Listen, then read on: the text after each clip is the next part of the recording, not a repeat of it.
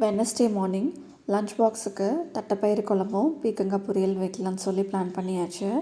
இந்த குழம்பு வைக்க நீங்கள் முன்னத்த நாளே பிளான் பண்ணிட்டீங்க அப்படின்னா, ஒரு டம்ளர் தட்டைப்பயிரை முன்னத்த நாளே ஊற வச்சுருங்க. ஊற வச்சிட்டிங்கன்னா 2லேருந்து 3 விசில் விட்டாலே நல்லா வெந்துடும்.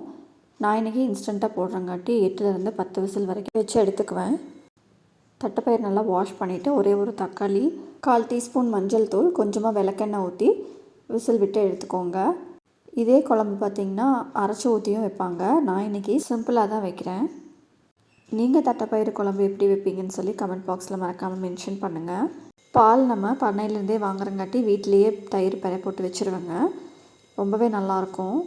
பால் லைட்டாக சூடு பண்ணிவிட்டு கொஞ்சமாக தயிர் போட்டு வச்சா போதும், நல்லாவே பெறையாயிடும். இந்த குழம்பு வைக்கிறதுக்கு 1 டேபிள் ஸ்பூன் தேங்காய் எண்ணெயில் 1 டீஸ்பூன் சீரகம், சின்ன வெங்காயம், பூண்டு, வேக வச்ச பருப்பு, ஒரு கத்திரிக்காய், 1 டீஸ்பூன் சாம்பார் தூள், உப்பு போட்டு நல்லா கடைஞ்சி எடுத்துட்டிங்கன்னா ரெடி ஆகிடும்.